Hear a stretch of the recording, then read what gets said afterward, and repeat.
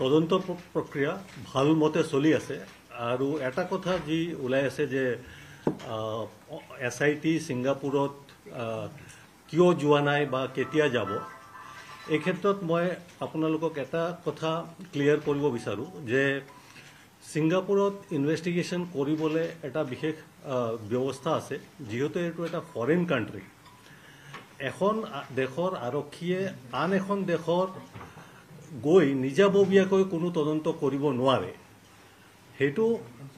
কোনোবা এখন দেশৰ পুলিচ ভাৰততো আহি কৰিব নোৱাৰে কাৰণ ভাৰতে সেইটো পাৰমিশ্যন নিদিব বা ভাৰতৰ পুলিচ আমি গৈ এখন বিদেশী ৰাষ্ট্ৰত নিজাববীয়াকৈ তদন্ত কৰিব নোৱাৰোঁ সেই কথাটো খুব ক্লিয়াৰলি ইণ্টাৰনেশ্যনেল ল বা ইণ্টাৰনেশ্যনেল ট্ৰিটিত উল্লেখ আছে গতিকে ভাৰত আৰু ছিংগাপুৰৰ মাজত এখন চুক্তি আছে সেইটো মিউচুৱেল লিগেল ট্ৰিটি আছে লিগেল এছিষ্টেঞ্চ ট্ৰিটি আছে এমলেট বুলি কয় সেই ট্ৰিটিৰ মতে আমি কামখিনি কৰিব লাগিব তাৰ কাৰণে যি মিউচুৱেল লিগেল এছিষ্টেঞ্চ ৰিকুৱেষ্ট সেইটো আমি ইমিডিয়েটলি পঠিয়াইছোঁ সেই ৰিকুৱেষ্টত আমাক যিখিনি তদন্ত ছিংগাপুৰত লাগে কাৰোবাৰ ষ্টেটমেণ্ট লাগে কিবা CCTV ফুটেজ লাগে বা বিভিন্ন ধৰণৰ যিখিনি আমাক ইনভেষ্টিগেশ্যনত এছিষ্টেণ্ট ছিংগাপুৰৰ পৰা লাগে সেইখিনি লিখি আমি ভাৰতৰ গৃহ মন্ত্ৰালয়ৰ জৰিয়তে ছিংগাপুৰলৈ ইতিমধ্যে প্ৰেৰণ কৰিছোঁ ইমিডিয়েটলি প্ৰেৰণ কৰিছোঁ আমাৰ তদন্ত আৰম্ভ হোৱাৰ লগে লগে আমি সেইটো পঠিয়াইছোঁ আৰু সেই ৰিকুৱেষ্ট ছিংগাপুৰত যি চেণ্ট্ৰেল নোডেল এজেঞ্চি প্ৰত্যেক কাণ্ট্ৰিৰ একোটাকে চেণ্ট্ৰেল নোডেল এজেঞ্চি থাকে ভাৰতৰ কাৰণে এইটো ভাৰতৰ গৃহ মন্ত্ৰালয় ছিংগাপুৰৰ ক্ষেত্ৰত এটৰ্নি জেনেৰেলৰ অফিচ তো ছিংগাপুৰৰ এটৰ্নি জেনেৰেলৰ অফিচত সেইখিনি গৈও পাইছে সেইখিনিৰ ওপৰত ছিংগাপুৰৰ এটৰ্নি জেনেৰেলৰ অফিচে বিবেচনা কৰি আছে কৰি তেওঁলোকে আমাক জনাব আমি নিজাববীয়াকৈ ছিংগাপুৰৰ পাৰমিশ্যন নোহোৱাকৈ আমি ছিংগাপুৰ গৈ ইনভেষ্টিগেশ্যন কৰিব নোৱাৰোঁ আমি তাৰ কাৰণে তেওঁলোকে আমাক ভিজা নিদিব আৰু আমি যদি নিজাববীয়াকৈ কিবা ধৰক টুৰিষ্ট ভিজা লৈ মনে মনে গৈ ইনভেষ্টিগেশ্যন কৰিব বিচাৰোঁ সেইটো ইলিগেল হ'ব ছিংগাপুৰে সেইটো আমাক ভিজা ভায়লেশ্যনৰ কাৰণে প্ৰচিকিউট কৰিব পাৰে তাৰোপৰি তেনেকৈ যদি আমি কিবা এটা এভিডেঞ্চ তাৰ পৰা আনো আমাৰ কোৰ্টত সেইটো এডমিচিবল নহ'ব গতিকে মই যিটো কথা ক'লোঁ যে ছিংগাপুৰত যিখিনি ইনভেষ্টিগেশ্যন কৰিব লাগিব সেইটো আমি ছিংগাপুৰ পুলিচৰ দ্বাৰাহে কৰিব পাৰিম তেওঁলোকৰ সহযোগত কৰিব পাৰিম আৰু সেই সহযোগৰ কাৰণে যিখিনি মিউচুৱেল লিগেল এছিষ্টেঞ্চ ৰিকুৱেষ্ট ইতিমধ্যে গৈ আমাৰ ছিংগাপুৰৰ এটৰ্নি জেনেৰেলৰ অফিচত গৈ পাইছে তেওঁলোকে বিবেচনা কৰি আমি তেওঁলোকৰ ভাৰতীয় হাই কমিশ্যন যি আছে ছিংগাপুৰৰ তেওঁলোকৰ লগত আমি কনষ্টেণ্টলি যোগাযোগত আছোঁ আৰু আমি পাৰ্চু কৰি আছোঁ আৰু ছিংগাপুৰত ইনভেষ্টিগেশ্যনটো কৰিবলৈ ছিংগাপুৰৰ আৰক্ষীৰ বা তেওঁলোকৰ যি কনচাৰ্ণ এজেঞ্চি আছে তেওঁলোকৰ সহযোগ লাগিবই সেইটোৰ জৰিয়তে আমি লিগেলি কৰিব পাৰিম তেওঁলোকক আনিবৰ কাৰণেও আমি সমন জাৰি কৰিছোঁ নটিচ পঠিয়াইছোঁ তাৰে এজন ইতিমধ্যে আমাৰ ওচৰত হাজিৰ হৈছিলে তেওঁৰ ষ্টেটমেণ্ট আমি গ্ৰহণ কৰিছোঁ বাকীকেইজনকো আনিবলৈ আমি নটিচ জাৰি কৰিছোঁ আৰু তেওঁলোক যাতে ইয়াত আহি তেওঁলোকৰ ষ্টেটমেণ্ট দিয়ে তাৰ কাৰণে যিখিনি ব্যৱস্থা ল'ব লাগে সেই সকলোখিনি আমি গ্ৰহণ কৰিছোঁ মই আশা ৰাখিছোঁ যে তেওঁলোকে ইনভেষ্টিগেশ্যনত অনতি পলমে আহি জইন কৰিব এতিয়ালৈকে ইনভেষ্টিগেশ্যনত পোৱা মতে ছিংগাপুৰৰ থকা 11জন লোকৰ নাম পাইছোঁ যিসকল অসমৰ মূলত বাসিন্দা তেওঁলোক ইয়টত আছিলে তেওঁলোকক আমি বিচাৰিছোঁ বিচাৰা ৰিপৰ্ট আমি চেণ্ট্ৰেল ফৰেনচিক ছায়েন্স লেবৰেটৰী দিল্লীলৈ পঠিয়াইছিলোঁ GMCHত যেতিয়া পোষ্টমৰ্টম হৈছিল তেওঁলোকে এক্সিবিটবিলাক তাত ৰাখিছিল বিচাৰা আমি পঠিয়াইছিলোঁ আৰু CFSL দিল্লীৰ পৰা আমি ৰিপৰ্ট পাইছোঁ সেই ৰিপৰ্ট আমি গুৱাহাটী মেডিকেল কলেজলৈ পঠিয়াই দিছোঁ গুৱাহাটী মেডিকেল কলেজে এটা এক্সপাৰ্ট কমিটি গঠন কৰিছে আপোনালোকে ইতিমধ্যে জ্ঞাত সেই কমিটিয়ে ভিচেৰা ৰিপৰ্টটো বিবেচনা কৰি তেওঁলোকে পোষ্টমৰ্টমৰ চূড়ান্ত প্ৰতিবেদন দাখিল কৰিব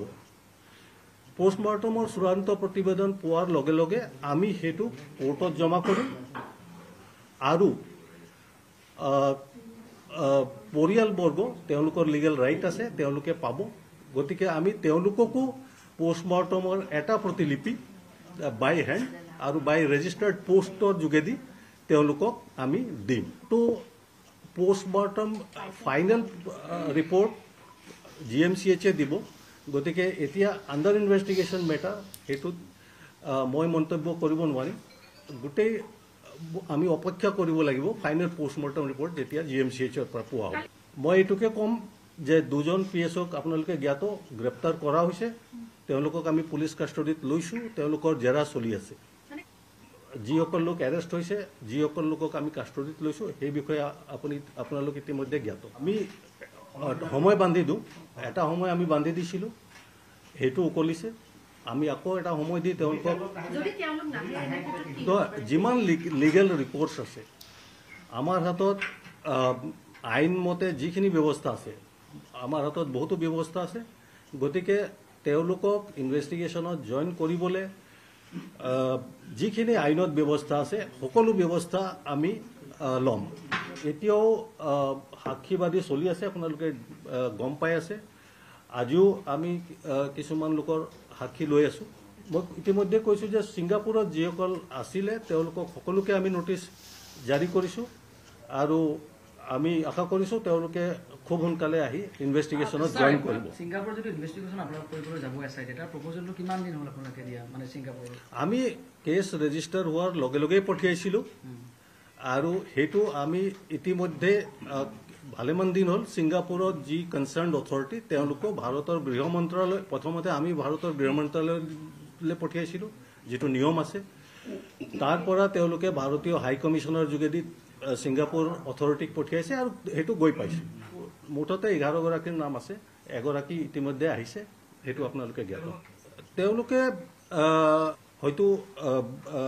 ছিংগাপুৰতো কিবা ইনভেষ্টিগেশ্যন চলি আছে তাৰ কাৰণে হয়তো তেওঁলোকে তাতো ষ্টেটমেণ্ট লৈছে সেইটো মই ভাবোঁ গতিকে তেওঁলোকৰ হয়তো সেইকাৰণে অলপ ডিলে হ'ব পাৰে কিন্তু আমি তেওঁলোকক আকৌ সময়সীমা বান্ধি দিছোঁ আৰু আমাৰ তদন্ত চলি আছে এইটো আইনত যিটো ব্যৱস্থা আছে এট এ টাইম আমি মেক্সিমাম 14 দিনৰ কাষ্টডি পাব পাৰোঁ আমি ইতিমধ্যে তেওঁলোকৰ 14 দিনৰ কাষ্টডি কোৰ্টে আমাক দিছে গতিকে ইমিডিয়েটলি আমি এতিয়া আমি 14 দিনতকৈ বেছি আমি নাপাম কাৰণ আমি অলৰেডি যিমান আইনত ইতিমধ্যে যিমান দিন ল'ব লাগে মেক্সিমাম আমি লৈছোঁৱেই যদি তেওঁলোক নাহে বা অসম আৰক্ষী ছিংগাপুৰলৈ যাব নোৱাৰে তেতিয়া তদন্ত প্ৰক্ৰিয়া দুৰ্বল হ'ব নেকি নহয় তদন্ত আমাৰ এতিয়াও ভালকৈ চলি আছে আৰু গতিকে তেওঁলোকে ইনভেষ্টিগেশ্যনত জইন কৰিব গতিকে সেইটো জইন নকৰাৰ কথা নাই মই আৰু আমাৰ তদন্ত এই মুহূৰ্তত কোনো ধৰণে হেম্পাৰ হোৱা নাই আৰু আমাৰ যি সাক্ষীবাদী ইয়াত ল'ব লাগে সেইখিনি ভালকৈ চলি আছে গতিকে ছিংগাপুৰৰ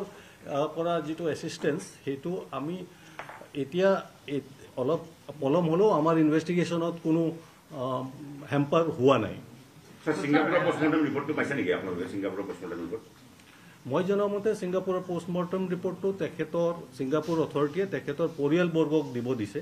আৰু এইটো বেলেগক শ্বেয়াৰ কৰিবলৈ কোৱা নাই গতিকে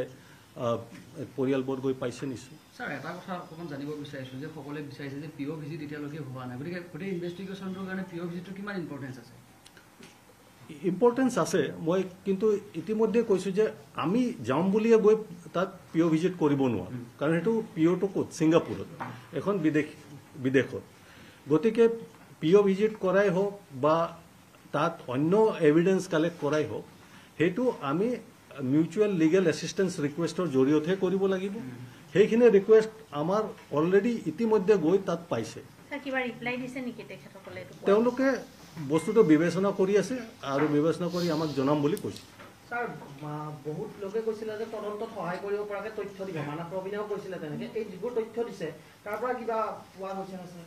আমি বহু লোকৰ সাক্ষী লৈছোঁ আৰু তেওঁলোকৰ ষ্টেটমেণ্ট লোৱা হৈছে। মই এই মুহূৰ্তত ইমানখিনিয়ে ক'ম। স্যাৰ ইয়ত বা হোটেলখন কিবা চিল কৰাৰ তেনেকুৱা ব্যৱস্থা কৰিছে নে ছিংগাপুৰ পুলিচে গম পায় নেকি?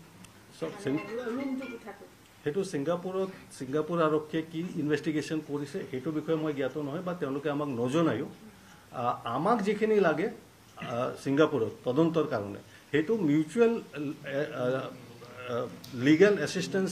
ৰিকুৱেষ্ট বুলি কোৱা হয়। সেই ৰিকুৱেষ্ট আমি ইতিমধ্যে পঠিয়াইছোঁ আৰু সেইটো ছিংগাপুৰত গৈ পাইছোঁ। ধন্যবাদ।